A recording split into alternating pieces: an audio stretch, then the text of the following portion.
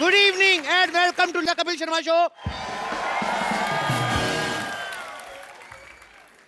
तो रुकता ही नहीं। How is my gym? मैंने ये जिम ना लोगों को फिट करने के लिए नहीं खोला। अच्छा, एक्चुअली मेरे को सलमान खान का पोस्टर मिला, मेरे को समझ में नहीं आ रहा था कहाँ लगाऊं। फिर मेरे को आइडिया आया तो जिम में लगे हुए थे, फिर मैंने जिम खोल लिया। दो चीजों की बहुत जरूरत पड़ती है जिम खोलने के लिए, एक तो ताले की चाबी और दूसरा ताला खोलने के बाद अंदर की कुंडी। पता है एक बात की गारंटी है, मेंबर की फीस पूरे साल की पहले आ जाती है, ये गारंटी। लेकिन मेंबर 5 दिन से ज्यादा है, इस चीज की कोई गारंटी नहीं है।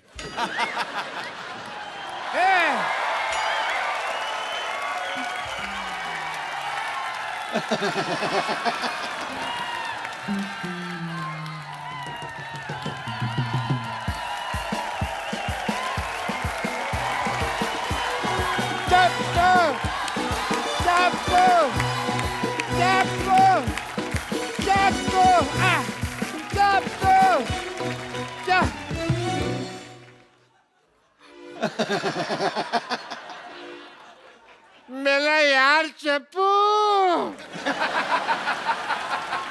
मेरे को नहीं पहचाना। पहचान लिया है, मेरे को इतना मजा नहीं आया आपका मुंह देख के। मैं डॉक्टर मशीर गुलाटी। अरे जा यार। अरे यार सेम ही है मेरे को यार, मैंने तेरे को बड़ा मिस किया हैं?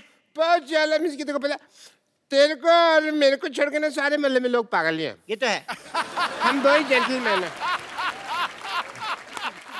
एक ये इतना सारा लोहा यहाँ क्यों पड़ा हुआ है?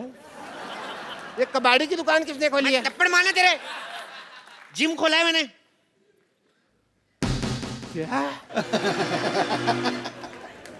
तू जानता है कि तेरे दोस्त का यहाँ पे हॉस्पिटल है और तू लोगों को फिट करके उसे सड़क पे लेके आना चाहता?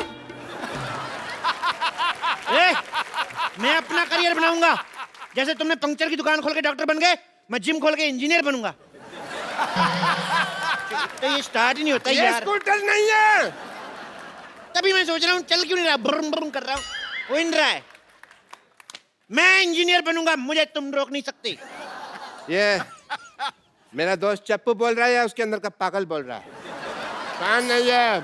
जब तक एक डॉक्टर बोलेगा एक जिम वाला सुनेगा, जब एक पागल बोलेगा तो दूसरा पागल सुनेगा। चप्पू ये धंधा अच्छा नहीं है मेरे लिए, तुम रिजाइन कर दो। नहीं, जाओ जाके चीन जाओ, उसके प्रधानमंत्री का रिजाइन लेके आओ। दिवाली हमारी छोटे छोटे बल्ब की लड़ियां वो बना रहे हैं, उनका रिजाइन लेके आओ। यार क्या पागलों जैसी बात कर रहे हो? इतने बड़े बड़े आदमी हैं, मेरे को उन्होंने आज तक कभी गाली नहीं दी, मेरे कहने पे रिजाइन क्या कर देंगे वो? तो जाओ पहले इनका रिजाइन लेके आओ। अरे इन्होंने तो ऑलरेडी रिजाइन कर दिया है, अब तुम कर रहे हो। LOL लोल। याद करो चप्पू, हम दोनों को एक ही पागल सांड ने काटा था। सांड कभी काटता नहीं है। अब पागल सांड है, उसको क्या पता रूल है रेगुलेशन का, उसमें मत घुसो। उस पागल सांड ने मेरे को काटा और आज देखो मेरे पास हॉस्पिटल है, 2 नर्सें हैं, एक बेटी है। तुम्हारे पास क्या है? मेरे पास ना सुल्तान के 2 पास है, चले दोनों देखने चले। मजाक करने का वक्त नहीं है यार। सबको पता है सोनी टीवी पे 9 से 10:30 मजाक करने का वक्त होता है, शनिवार इतवार। मतलब तुम यहाँ से जिम नहीं हटाओगे? तुम्हें जो समझना है समझो। वाह वाह। मैं शेर नहीं सुना रहा हूँ, मैं थप्पड़ मारूंगा, जो करना है कर लो। चप्पू एक बात याद रखना। क्या? मैं डॉक्टर मशहूर गुलाटी, बल्द छोटे लाल गुलाटी।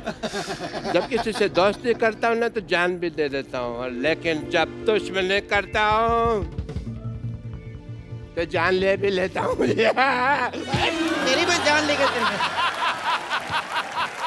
मैंने पाजी, अब तो मैंने डॉक्टर से भी दुश्मनी कर ली। अब अगर मेरा धंधा नहीं चला ना, मैंने खुद डॉक्टरी खोल लेनी, फिर इसका धंधा बंद करना मैंने। ओह माय गॉड, देखो मैं डंबल कैसे घुमाता हूँ, बहुत ज्यादा शक्ति है मेरे में। जल्दी आओ ना बेबी।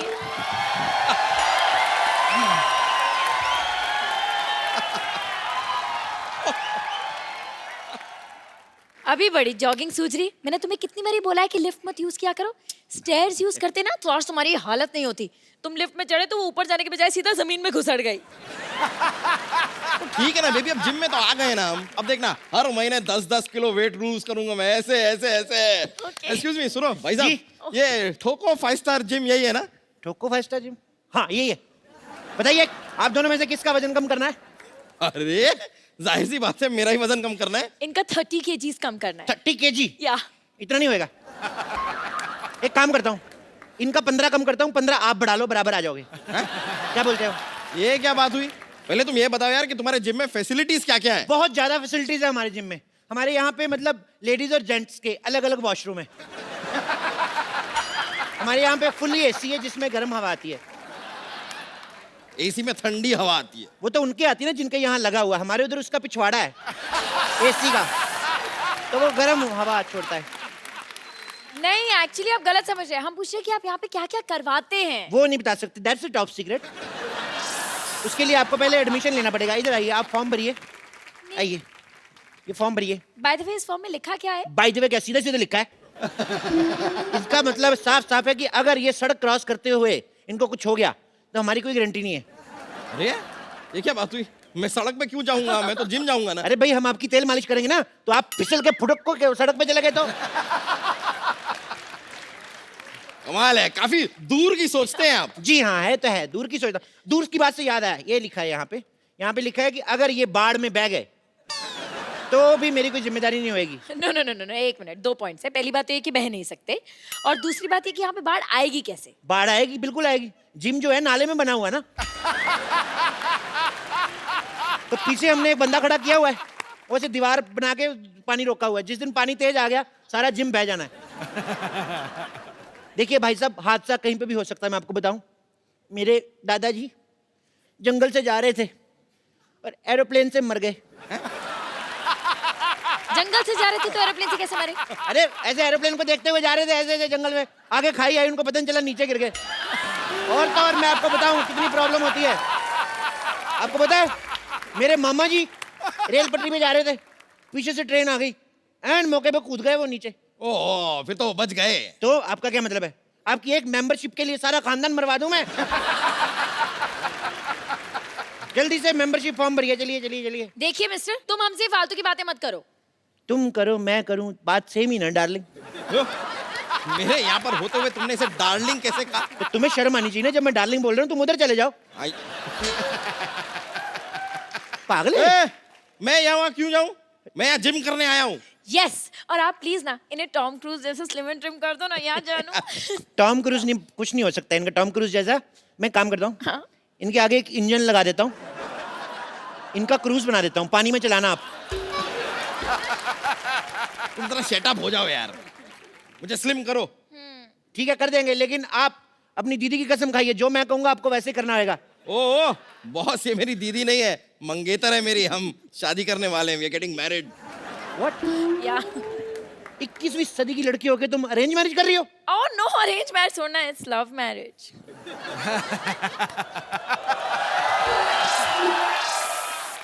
तो लगता है मोटू के पास काफी पैसा है। अरे नहीं नहीं नहीं, मैं तो इनके रेस्टोरेंट में वेटर था। अरे वाह, वेटर होके मालकिन फंसा ली। ओ प्लीज, ये तो बहुत शर्मीले ने, तो मैंने प्रपोज किया था। सिद्धू जी मेरे को गोली मार दो, कलयुग पीक पे चल रहा है इस समय, बहुत ज्यादा काम खराब हो रहा है। ओह मिस्टर, तुम जरा अपने जिम पे ध्यान दो, समझे ना? ये शादी नहीं हो सकती। अरे ऐसे कैसे नहीं हो सकती? इतनी मुश्किल से मैंने अपने मम्मी पापा को मनाया, अभी कहते हैं ये नहीं हो सकती। तुम कौन होते हो मना करने वाले? मम्मी पापा भी मान गए? हाँ? तो मोटे फिर क्यों पतला हो रहा है जब सब मान ही गए हैं तो? ओहो, शादी की फोटोज मैंने हॉट भी तो देखना है ना। अब मैंने स्लिम करो। चलो ठीक है, आओ हाँ। एक्सरसाइज शुरू करते हैं। ओके। चलो आ जाओ आ जाओ आ जाओ आ जाओ। Come on, go. Let's start. तुम्हारे साइज का कोई डंबल भी नहीं मिल रहा है मेरे को यार। एक काम करो, अंदर जाओ, अंदर 2 बाल्टी बड़ी उठा के लेके आओ। बाल्टी? हाँ ठीक Come है। on, baby, you can do it. Okay okay. तो सुनो मैडम, उस मोटे से क्यों शादी कर रही हो? मेरे से कर लो, मैं कुछ दिनों में इससे भी मोटा हो जाऊंगा। बोल के देखो तुम। क्या मोटे होने की बात तो है ही नहीं। क्या हम है? दोनों ना बचपन के दोस्त हैं, हमारे बीच में अंडरस्टैंडिंग है। मेरा राजू बचपन का दोस्त है, मेरी भी अंडरस्टैंडिंग है। मैं क्या उससे शादी कर लूं? नहीं, पर मैं तो रिक्की से प्यार करती हूँ ना। पर मैं तो राजू की बहन से करता हूँ ना। तो आप राजू की बहन से शादी करो ना। उसका पति नहीं मानेगा। वो शादीशुदा है। तो क्या 55 साल की उम्र तक कुंवारी बैठेगी वो? मेरा बचपन का प्यार है, जब मैं बच्चा था तो वो जवान थी। ए, ये क्या है? इस बाल्टी में तो भीगे हुए कपड़े हैं। उनको उधर जाके सुखाओ। तुम यहाँ पर मुझे जिम करवाओगे या तुमने नौकर रख लिया है मुझे? हाँ। यार तुम नहीं टेक्निकलिटी नहीं समझते हो। देखो तुम कपड़े सुखाओगे, कपड़ा तुम्हें सुखाएगा। कहावत नहीं सुनी, जैसे को तैसा। Same to you. गो, चलो। करूं? Come on, baby, you can do it. Yeah! Come on, baby. Go, baby. Go. हाँ। गो गो, फट जाओ इधर आओ। मैं बोल रहा हूँ अभी भी वक्त है, उसको छोड़ के मेरे साथ शादी कर लो। ऐसा कभी नहीं होगा। It's a clear no. मैं मांगली को। तुम मांगली को? हाँ। तो पति सांडिक क्यों ढूंढा है?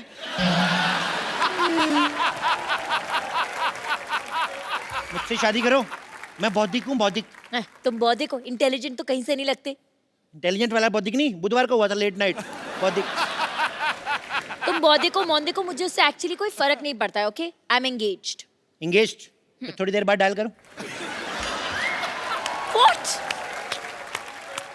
मेरा मतलब इतना, हमारी कोई छोटी बहन है?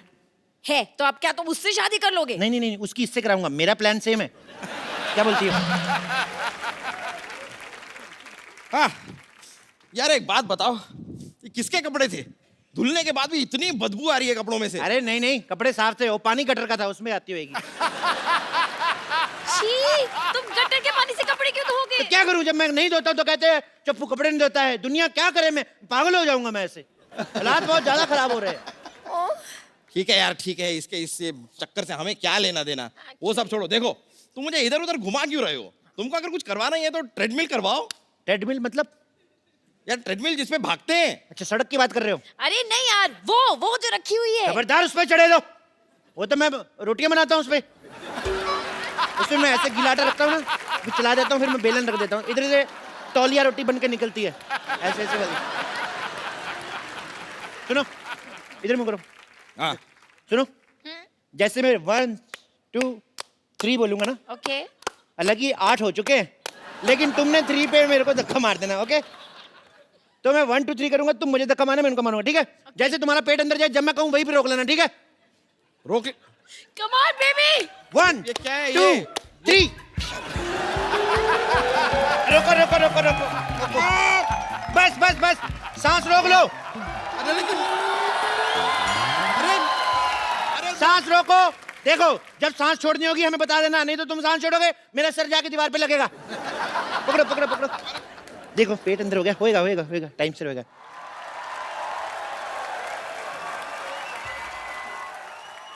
मारो। मारो। एक मिनट एक मिनट, आप एक काम करिए, आप उधर ट्रेडमिल पे चलिए। हाँ, चलिए। मैं- आप साइकिल चलाइए, आइए। चलो चलो चलो पतले, शाबाश बेबी, चलो जी। करो बेबी। क्या कह रहे थे आप? मैं कह रहा था मारो। मैंने तुम्हें मारने को कहा, तुमने मुझे मार दिया। मुझे मारो तो इससे कहो ना कि मुझे मारो, मुझे मारो। अच्छा बोलो, मुझे मारो। मुझे मारो। मुझे मारो। मुझे क्यों मार रहे हो? तुमने खुद ही तो कहा मुझे मारो। मैं क्या बोलूंगा, खराब केले शौक से खाने वाले। एक मिनट, मैं बोलती हूँ। 1 लाख रुपए ले लिया, बोलता था स्लिम कर दूंगा। 1 लाख रुपया ले लिया। 1 लाख रुपए की शक्ल देखी कभी? 1100 रुपया दिया था ना मेरे को, वो भी एक नोट फटा हुआ था, एक नकली था। हाँ ठीक है 1100 ही सही, लेकिन 1 ग्राम भी कम नहीं हुआ। देखो 1 ग्राम की पड़ी है तुम्हें? उधर देखो, 10,000 किलो का आदमी है, फिर भी नहीं बेचारा कुछ बोल रहा है। यार उससे कुछ सीखो यार। तो भाई साहब, उसने कौन सा फिल्म करनी है? इसको तो मैंने फिल्म में लेना है, हाँ? ओहो, जब तक ये स्मार्ट नहीं हो गई तो मैं फिल्म कैसे शुरू करूंगा? ओ माय गॉड, फिर तो आपको बहुत वेट करना पड़ेगा। एक काम करो, क्या? जब तक इसको ले लो हीरोइन। इसको कैसे ले लो? हम लोग लेडी सुल्तान फिल्म बना रहे हैं। मोटे वाला पोर्शन शूट हो चुका है, स्लिम होने पे दूसरा वाला पोर्शन शूट होगा। मेरा 30 किलो वजन कम करो तुम। बोलिए कहाँ से करना है? कहाँ से करना है का क्या मतलब? क्या मतलब? अरे वजन कम करना है, सलवार टाइट नहीं करनी है।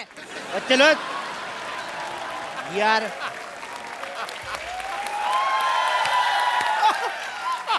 सलवार टाइट भी हो जाएगी तो भाई साहब पहन लेंगे, उसमें क्या है? भाई साहब को पहन लेंगे, मैं उसका हस्बैंड हूँ, उससे छोटी बहन हूँ मैं। ओ भाई, या तो क्या? उसका वजन कम करो, नहीं तो हमारे पैसे वापस करो। पैसे ऐसे दिए, साफ साफ लिखा हुआ है, लिए हुए पैसे नहीं दिए जाएंगे। कहाँ लिखा है, दिखाओ मुझे। इधर कहाँ देखो, लिखा है? ये लो, ये देखो, ये लिखा हुआ है, लिए हुए पैसे दिए नहीं जाएंगे। झूठ बोल के धंधा थोड़ी करना भाई। अरे जेब में रखने से कैसे दिखेंगे? बाहर चिपकाना चाहिए ना बोर्ड पे। चिपका ही नहीं सकते, वहां देखिए साफ साफ लिखा है, यहाँ पोस्टर चिपकाना मना है, और पोस्टर लगा तो हुआ है। पर कोई बात नहीं, आप कस्टमर है, मैं आपका काम करके दूंगा। बताइए कितना कितना वजन कम करना है? 30 किलो। आपका 30 किलो? आपका एक कूला हटा दूं? पर उससे एक प्रॉब्लम है, ठुमका आपका एक साइड वाले लगेगा, दोनों साइड नहीं होएगा। आप पहले मेरा दूल्हा कम करिए। ओ माय गॉड, एक का कूला करना है, एक का दूल्हा करना है, मेरे को प्रॉब्लम बड़ी जा रहा है यार। इधर आओ, इधर आओ, एक लाइन में खड़े हो जाओ। अब जो कहूंगा वही करना, ठीक है? हाथ जोड़ो, ऐसे जोर से बोलो, हे भगवान, हे भगवान, हमें पतला कर दो। हमें पता कर। ये क्या करवा रहे हो हमसे? प्रार्थना में बड़ी शक्ति होती है साहब। जानू ये ऐसे नहीं मानेगा, फोन करो पुलिस को।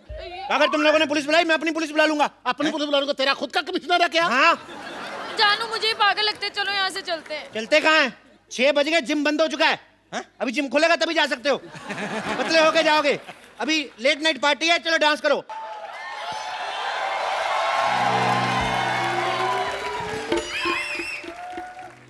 ये हॉस्पिटल बर्बाद करना चाहते थे ना? मैं तुम्हारा जिम बर्बाद कर दूंगा, सबको अपना पेशेंट बना दूंगा मैं। कोई अपनी जगह से नहीं हिलेगा। आप तो खुद तो हिल रहे हो। रूल सबके लिए सेम होना चाहिए, दिस इज नॉट फेयर। मेरे पास बंदूक है, समझ आए? मेरे लिए सेम है, मैं हिल सकता हूँ। मेरा हॉस्पिटल बर्बाद करना चाहते थे ना, मैं तुम्हारा जिम बर्बाद करके सबको अपना पेशेंट बना लूंगा, देख लेना। डॉक्टर साहब, इन बेकसूरों के हाथ पैर तोड़ के आपको क्या मिलेगा? ओ भाई, ओ भाई, ओ बेकार में क्यों उसको आइडिया दे रहे हो? डॉक्टर साहब, हाँ जी। मैं अपनी वाइफ को ऐसे मोटे फिल्म में ले लूंगा, प्लीज मुझे जाने दो। हाँ, मैंने भी तुमसे कितनी बार कहा है कि मुझे मोटा होना कितना पसंद है। मैं तो अपने मोटापे से बहुत प्यार करता हूँ। अब मुझे तो जानू मोटे ही पसंद है, मैंने तो उनसे मोटे ही शादी करनी थी ना। पतले हो गए तो हाथ पैर टूट के तो और गंदे लगेंगे। ला। मैंने तुम लोगों को कुछ नहीं कहना, डोंट वरी। मैंने तो इस पे गोली रख के ना, ये चप्पू को मारनी है, इसके सीने पे सीधे ऐसा करके मारनी है मैंने गोली। ओ यार, हमें खिलाने के लिए तुम्हारे पास गोली तक नहीं है, फिर हम यहाँ क्यों रुके? चलो, thank you very much, nice meeting you यार। और सांडू इधर रहा, नाइस मीटिंग यू। अरे नहीं, मैं मौत तेरे सिर पे खड़ी है, तेरे को अभी भी खाने की पड़ी है। तो यहाँ से स्पेन क्यों नहीं चला जाता? लाल चड्डी वाले के पीछे भाग दो आराम से, सांड बन के। बेबी, मैं भी साथ चलूंगी। नहीं, आप नहीं जाना। अरे एक मिनट नहीं जाना। अगर लाल चड्डी वाला आपके पीछे भाग गया तो फिर प्रॉब्लम हो जाएगी ना। आपने नहीं जाना। ए, सुनो, अगर कोई भी मुझे छोड़ के भागा, मैं उसको गोली मार दूंगा। ये नहीं, देखो ये क्या है? ये क्या तरीका तेरे है? पास बंदूक है? ये क्या है फिर? हाँ, तो इसके कपड़े धोएगा, गोली मार इसे। मारो, उधर जाओ, इधर नहीं मारना। आप आसपास से गोली नहीं मारनी। मारो उसे, मारो। मैं तुम लोगों को गोली मार दूंगा। कोई नहीं रहेगा। नहीं, गोली ये मत तो मेरे लोग हैं। मैंने तुम लोगों को बेबी गोली मार देनी है। नहीं। हाँ। अगर तुमने कोई भी हल्ला किया, मैं तुम्हारे रिश्तेदारों को गोली मार दूंगा। मेरे नहीं, तुम्हारे लोग हैं भाई। अच्छा, तो फिर मैं तुम्हें गोली मारता हूँ। एक मिनट। पहले मैं गोली मारूंगा। अगर तुमने गोली मारी तो मैं तुम्हारे शोल्डर पे मार दूंगा। तुम्हारे बंदे भी गए, ये लो, ये लो, ये लो। अच्छे क्या कर रही है? तुम्हारे भी मारूंगा, सबको मारूंगा। पागल लोग हैं ये। पागल हो। विशुम, पागल। अरे चलो, इधर आओ। विशुम।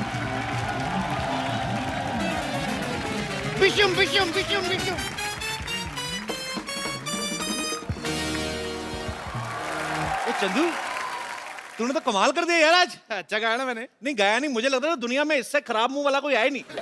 इसने गा के और खराब कर दिया। क्या कर रहा है ये तू? भाजी इनको कुछ पता हो तो मैं बताऊं, और मैं गजल सिंगर बन गया हूं, और गजल गाते गाते ऐसे एक्सप्रेशन आ जाते हैं। तू गजल गाएगा? हाँ? इधर कर मुंह, चल। आपको पता भाई, स्कूल में बचपन में ये पोएम गाता था ना, दूसरे बच्चे गाते हैं कि मछली जल की रानी है, जीवन इसका पानी है, ये कहता है मछली जल की रानी है, नमक लगा के खानी है। तो तू कहाँ से गजल गाएगा बे?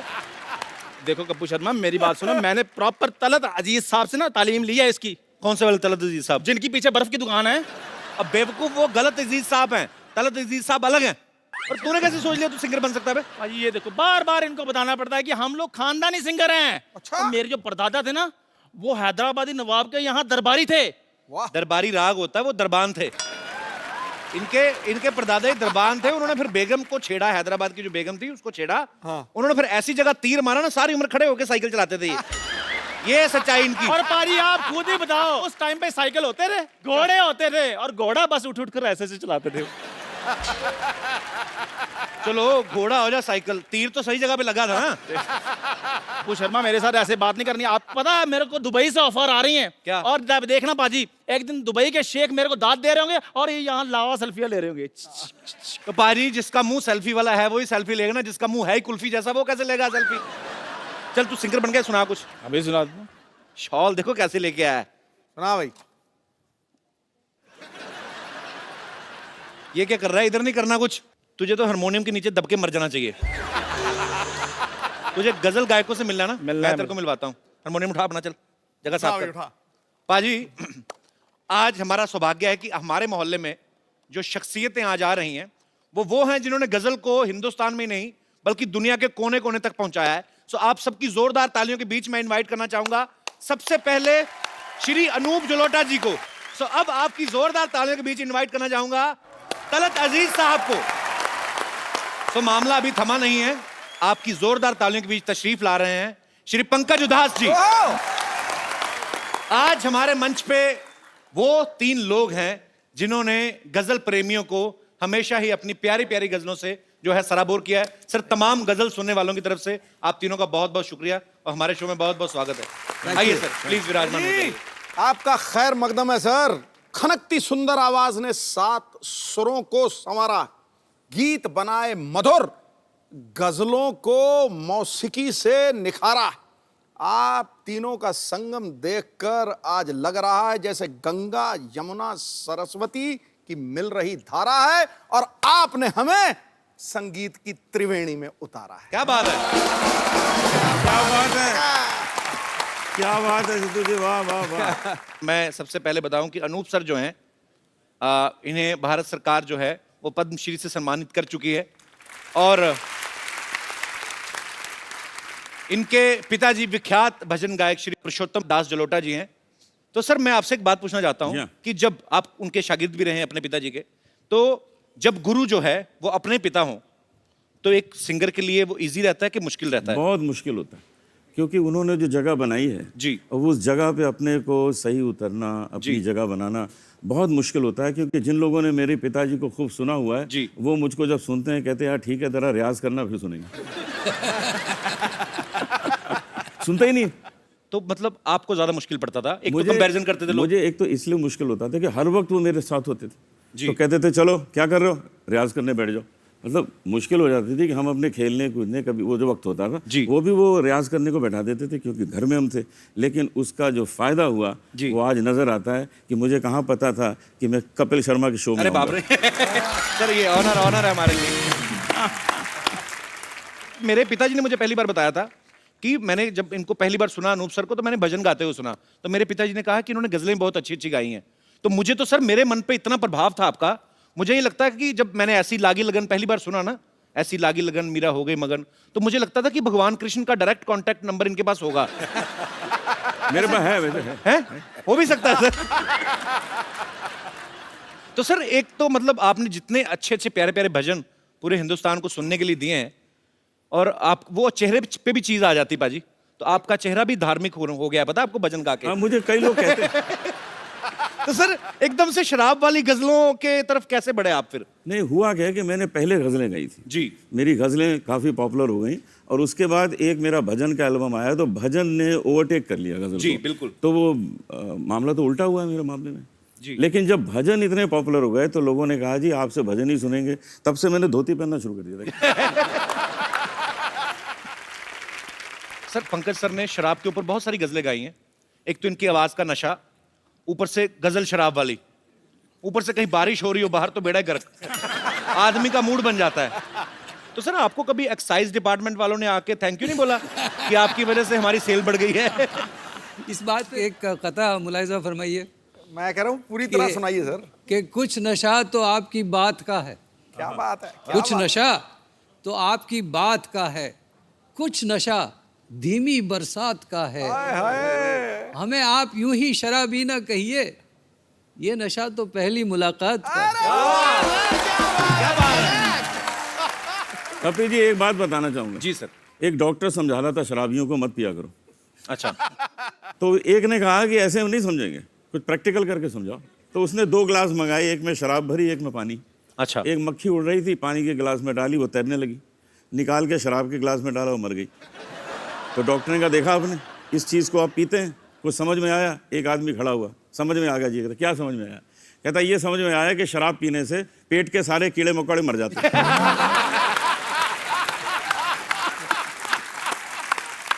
तो कहने का मतलब जिसने ढूंढना है वो पॉजिटिविटी ढूंढ लेता है। पॉजिटिविटी ढूंढते थे, कीड़े मार दी। नहीं, शराबियों को पॉजिटिविटी हमेशा रहती है। जी वो बहाना ढूंढते जी। हैं। अगर रोज शराब पीता हूं तो आदत बिगड़ती है, और अगर नहीं पीता हूं तो तबीयत बिगड़ती है। इसलिए मैं एक दिन छोड़ के पीता हूं, ना आदत बिगड़ती है ना तबीयत बिगड़ती है। क्या बात है,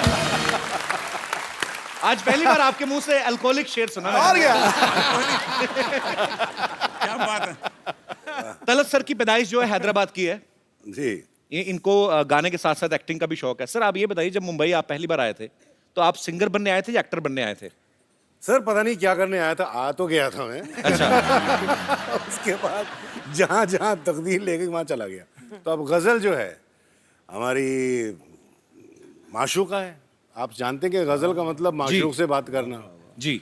तो वैसे भी हमारी रूमानी तबीयत है, आप समझते हैं ना कि वो जानिसार अख्तर साहब का एक बहुत खूबसूरत शेर याद आता है कि हमसे पूछो गजल क्या है, गजल का फन क्या है। क्या बात है, हमसे पूछो गजल क्या है, गजल का फन क्या है, चंद लफ्जों में कोई आह छुपा दी जाए। बात तो चंद लफ्जों की है और आह की है, और वो आह कमबख्त लग गई। अब क्या करें। लेकिन हैदराबाद ऐसी का हूं लगी मैं। कि उस आग का मजा हम आज तक सेक रहे हैं। मुझे तो आज दिल कर रहा है कि थोड़ी लाइटें धीमी कर लें और थोड़ी शमा जला ली जाए, और जो पीने के शौकीन है थोड़े पैक वैक मंगवा ले, तो आज शाम जो है थोड़ी रंगीन हो जाए तो ज्यादा मजा आएगा। हम तीनों का एक प्रोग्राम था जी। उसका नाम था फ्रेंडशिप। जी। हम तीनों ने मैंने होर्डिंग देखा था सर, प्रोग्राम किया। जी। तो मैं जब गा रहा था, बड़े प्यार से लोग सुन रहे थे, मैंने क्या देखा कि एक आदमी उधर से उठा फर्स्ट रो से। अच्छा। उसने वहां खड़ा हुआ, उसने एक तलवार निकाली, तलवार ऐसे घुमाई और वहां जाके बैठ गया। अच्छा। तो मैंने देखा, मैं समझा शायद इसका अप्रिशिएट करने का यही तरीका होगा सर, कि तरीका अलग अलग होता है। जी जी जी। उसके बाद थोड़ी देर में वो वहां से उठा, तलवार निकाली और वहां जाके बैठ गया। तो मैं डर गया थोड़ा। मैंने कहा यार कल हमको कपिल के शो में जाना है, तुम हमको डरा क्यों रहे हो? नहीं पसंद है हमारा गाना, बता दो, बंद कर देते हैं। वो कहता है नहीं नहीं आप गाते रहिए, हम तो ढूंढ रहे हैं आपको, बुलाया किसने?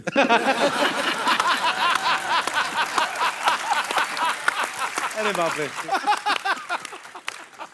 अनूप सर आपके घर में तो बचपन से ही संगीत का माहौल था। जी हाँ। तो आपको ये भी क्लियर हो ही गया होगा जब तक होश संभाला कि मुझे बड़े होके गाने में ही अपना करियर बनाना है। 7 साल की एज से मैंने गाना शुरू कर दिया। उसी उम्र से मैंने हारमोनियम भी बजाना शुरू कर दिया था। अच्छा। तो मेरा शुरू में नाम पड़ गया कि जी ये पेटी वाला है। अच्छा। और उसके बाद मैंने किशोर कुमार के गाने शुरू किए, तुम कह लेंगे जूनियर किशोर है। अच्छा। आज मैं आपको सुनाने वाला हूँ किशोर कुमार के सर प्लीज अभी हो जाए ना सर, अभी हो जाए। अच्छा तलत सर, आपकी जब पहली एल्बम आई थी तो उसका टाइटल था जगजीत सिंह प्रेजेंट्स तलत अजीज। तो सर इतने महान गजल गायकों को आपने किस तरीके से इम्प्रेस किया था? सर ऐसा है कि जगजीत साहब से मेरी मुलाकात हुई थी हैदराबाद में, जब वो पहली बार आए थे 75 में, और मैं बहुत यंग था, 19 साल का था मैं। अच्छा। तो वो मैंने उन्हें दावत दी, घर पे खाने पर बुलाया, और खाने पर जब आए तो मैंने कहा मैं आपको अपना गाना सुनाना चाहता हूँ। बोले हाँ सुनाओ। तो हारमोनियम वगैरह लेकर बैठ गया मैं। तो माइक था ऐसा छोटा सा, तो स्टैंड नहीं था उसका। अच्छा। तो मैंने कहा स्टैंड स्टैंड स्टैंड। तो जगजीत साहब कहते हैं अरे यार तू गाना, मैं बैठ जाता हूँ तेरे साथ ऐसा। तो ये बैठ गए मेरे साथ। अब मैं शुरू हो गया, गा रहा हूँ, आँख बंद करके खूब गा रहा हूँ, गा रहा हूँ गा रहा हूँ गा रहा हूँ। सडनली आँख खुली तो मेरी माँ नजर आई सामने। क्या कर रहे हो, क्या कर रहे हो?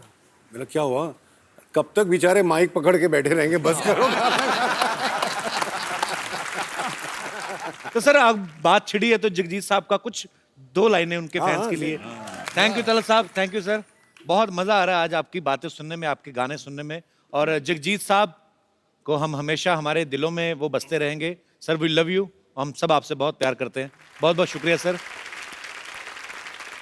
इनका एक बहुत जबरदस्त लतीफा है, वो सुना देना तो आपने ना प्रोग्राम जो तबला और अरे वो तो अरे मत बताइए, हमारे ये तबला सुनने नवाज वाला कहाँ है, बैठे? ये सुनने वाला है जी अमित चौबे जी बैठे अमित हुए। चौबे जी तालियां चौबे जी।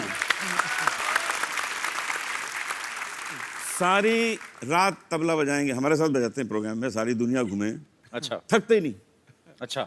थकते ही नहीं। मैंने कहा यार मामला क्या, कौन से बादाम खाते हो, मुझे भी बता दो ना, मैं भी मंगा लूं। नहीं बताया ना, तो मैंने 2-4 जासूस लगवा दिए, ये पता लगाओ मामला क्या, थकते क्यों नहीं तबला बजाते। सिद्धू जी इन्होंने पता क्या किया हुआ है, क्यों नहीं थकते। इनका जो दाहिना तबला है उसके ऊपर इन्होंने अपनी वाइफ की फोटो बनाई हुई है।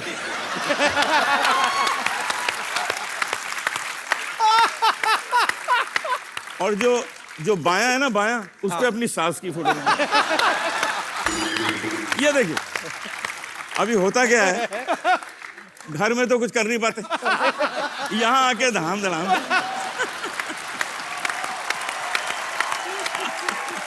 बड़ास निकाल देते। चौबे जी एक बड़ा वाला ड्रम सेट बनवाइए, उस पे सारे ससुराल वालों की फोटो लगाइए। ये आपने ये बड़ा हंसी मजाक में एक मुद्दा बड़ा अच्छा उठा दिया। जब भी आप देखो तारीफ होती, जब भी गजल में महबूबा की होगी, उसकी आंखों की, उसके बालों की, उसके गालों की, उसकी खूबसूरती की, और आशिक को तो ऐसे दिखाया जाता कि मरा है, कर्जे में डूबा पड़ा है, बुरे हाल हैं इसके। हमेशा महबूबा की तारीफ की जाती है। अच्छा, महबूबा की भी तब तक जब तक वो बीवी नहीं बन जाती। बीवी के ऊपर सर कभी गजल क्यों नहीं बनी, मैं आपसे पूछना चाहता हूं। सर हमेशा ही महबूबा के ऊपर गजलें बनती हैं। ये पॉइंट सही है। पॉइंट तो है पाजी, पॉइंट इसलिए कि गजल के लिए बीवी नहीं बनी। सर क्या कारण है तलत सर, क्या कहना चाहेंगे इस मुद्दे पे आप। भाई अगर मैं जवाब दूं तो मरूं, नहीं जवाब दूं तो मरूं, दोनों तरफ से छोड़ो। इनसे घर पूछो। भी जाना इनको। हमारे कुछ दर्शक यहाँ पे जो बैठे हुए हैं, मैं इस मुद्दे पे आप सबका भी ओपिनियन लेना चाहता हूँ कि हमेशा गजलों की जब बात होती है तो महबूबा की तारीफ होती है, बीवी की क्यों नहीं होती। कोई विशेष टिप्पणी करना चाहे मेरा दोस्त या हमारी जी महिला। जी भाई साहब। गजल से पेश करना चाहिए, लेकिन बीवियों पे बन नहीं सकती सर, क्योंकि मूवीज ही बनती हैं, कुछ बनती हैं, सिर्फ शादी तक ही दिखाते हैं, उसके आगे का तो कोई बताता ही नहीं। मौसम बॉम्बे का बारिश वाला रहता है, सोचा कि आज जल्दी पहुंच जाऊंगा, कैब ले लेता हूँ, फोन किया, वो तो कैब से आ जाता हूँ। बोली कैब से क्यों, आने के लोकल से आ जा, 150-200 रुपये बच भी जाएंगे तेरे उधर से। अब बताओ सर, बॉम्बे लोकल में धक्के खाते ऐसे टेढ़े मेढ़े पहुंचता हूँ, अगर उस पर बॉडी मसाज करके कहाँ से फिर कुछ मूड भी नहीं रहता है उसके बाद। एक्चुअली बात आपकी सही है सर, एक्सपेक्टेशन सेटिंग ही गलत होती है। उसमें दिखाता है शादी के बाद ब्रीफकेस लेके आ रहा है, हीरो बनते हुए फूल लेके आ रहा है। सर प्रैक्टिकल लाइफ में नहीं हो पाता। आपने मेरी फिल्म देखी थी, मैंने शादियों के सर, बाद उसमें का ही दिखाया चार था सर। सर अब तो वही तो एस्पिरेशन वो है सर, रियलिटी ये है। रियलिटी ये है। एक्चुअली इनकी बात बड़ी जेन्युइन है और टेक्निकली भी सही है कि हमेशा फिल्म खत्म कर देते हैं कि हैप्पी एंडिंग, शादी हो गई। असली कहानी तो उसके बाद शुरू होती है। बहुत अच्छा लगा यार आपसे बात करके। Thank you sir. बड़ा इनोसेंट फेस है आपका, आप यही फेस का सहारा लेके जिंदगी निकाल दो बस। कभी बीवी के आगे आर्ग्यू करो ही मत। सर वो तो करता ही नहीं हूँ। कर भी नहीं सकते आप, करके देख लो। जी सर। सर एक और चीज बोलना चाहूंगा, पंकज सर हैं सर, पंकज सर की वजह से एक बार मेरा ब्रेकअप हो चुका है। हाँ जी। किनसे? उन दिनों सर, किन दिनों? सर जब मैं स्कूल में था, कॉलेज के दिन की बात है। यार आपका फेस इतना इनोसेंट है, पर बचपन से चालू थे आप। बचपन में क्या था सर, एक पंकज सर का गाना था, और आहिस्ता कीजिए बातें, बहुत ही रोमांटिक गाना था। वीडियो भी एकदम बहुत ही वैसा था, हाई फाई। तो एक्सपेक्टेशन सेटिंग की जो बात है, तो उस टाइम मेरी फ्रेंड हुआ करती, तो उसने बोला, मैंने बोला मिलते जुलते हैं, साथ में घूमते हैं, पढ़ते हैं, ठीक है, तो आगे क्या क्या है। तो उसने बोला पंकज सर का ये गाना, मतलब ये गाना तू आके सुना दे मेरे को एक पैरा। फिर मैं सीरियस हूँ तेरे साथ सर। अच्छा। 1 हफ्ते कोशिश की, सब कुछ किया, और मेरी आवाज़ ऐसी, वहाँ जाके बोला और आहिस्ता, उसने बोला बस आहिस्ता ही बस कर दे, आगे कुछ गा मत। क्या बात है। सर पंकज सर अगर आप एक लाइन अगर सर गा सकते तो वो अब जहां कहीं भी है फिर पंकज सर के साथ ना निकल जाए। पकड़ ले। जिस लड़की ने आपको कहा था वो उन्हीं के साथ तो शादी नहीं हुई ना आपकी? नहीं सर। नहीं। आइए सर, आपको मैं एक तरकीब देता हूँ। आइए आइए आप यहाँ पे ना आपको यही समझ के गाना है कि आप उसी के लिए गा रहे हैं। हम टेलीकास्ट करेंगे, आप ही को दिखाएंगे टीवी पे, प्लेबैक पंकज जी करेंगे, ठीक है? बैठिए आप। तो आपने पकड़े नहीं जाना, ठीक है? ये तो नहीं पकड़ा जाएगा, घरवाली मारेगी जो। उसको बोलूंगा, उसके लिए गा रहा हूँ। क्या बात है। पर आपने एक प्रॉब्लम कर दिया आपने। अब पंकज जी इतनी मिठास के साथ गा रहे हैं तो आपके एक्सप्रेशन जो यो हनी सिंह वाले आ रहे थे कि जी ये तो आपके तो ये कपिल वो हनी सिंह नहीं कर रहे थे, वो अपने दिल को कूट रहे थे यार। Thank you sir, thank you. शुक्रिया। अच्छा सर, एक सवाल मेरा आप तीनों से है। वैसे ही चलो हंसी मजाक में बहुत सारी बातें होती हैं, लेकिन जब आप स्टेज पे गजल गाते हैं तो सुनने के जो शौकीन होते हैं सामने बैठ के आई टू आई कांटेक्ट करते हैं बारी सिंगर के साथ, तो खूबसूरत महिलाएं भी बैठती होंगी, जाहिर सी बात है। तो आप गुरु लोग हैं, सुर के बड़े पक्के हैं, पर कभी कोई आपको महिला कोई ऐसे वाह कर दे तो कभी ऐसा हुआ आपके सुर बिगड़ गए हो, गलत सुर लग गया हो, कभी ऐसा हुआ सर? कोई अलग राग में चले गए हो? सुर बिगड़ता नहीं है, सुर गहरा हो जाता है। सर बड़ा अच्छा माहौल बना हुआ है। एक आप ही की बड़ी खूबसूरत मोहे आई ने जग से लाज, तो 4 लाइनें उसकी भी मुझे लगता है। वो तो हम सब गा देंगे इसमें, तो सब गाएंगे। जी जी प्लीज। कुछ महिला एक पीछे हैं, उन्होंने हाथ खड़ा किया है। जी माइक दे दीजिए इनको। जी ma'am. Before you start, I want to just say this has been a most enjoyable program I have ever seen, and Kapil ji, thank you so much. Thank you ma'am. And all three of you, please sing the song Chumma Chumma. Oh, हैं? Along with Kapil ji. क्या बात है। Thank you ma'am, आपकी वजह से मैं तो Anoop sir को बचपन से भजन सुनते आया हूँ। उस धार्मिक मुंह से मैंने चुम्मा चुम्मा सुना ना, और आपने कितनी जल्दी शुरू भी कर दिया। मैं क्या करूं? थैंक यू सर, मजा आ गया। लेकिन बहुत बहुत शुक्रिया इतनी अतरंगी फरमाइश के लिए। पाजी इतना मजा आ रहा है आज आप तीनों के साथ, इतना मजा हम लोग कर रहे हैं। हमारी दर्शक जो हैं वो भी अजीब जी फरमाइशें कर रहे हैं। सर एक मेरी छोटी सी फरमाइश है, मैं एक छोटा सा एक सिटी केबल के लिए प्रोग्राम करता हूँ, तो मुशायरा रखा है, तो मेरे ख्याल से आपकी मौजूदगी में इससे बढ़िया क्या हो सकता है। फटाफट सिटी केबल का सेटअप लाया जाए।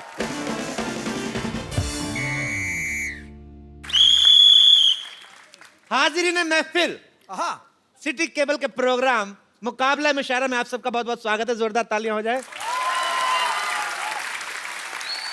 इस मुशायरे में मेरा साथ देंगी हसीन नाज़नीन कमसिन कली लॉटरी। अपनी लाइन पढ़िए।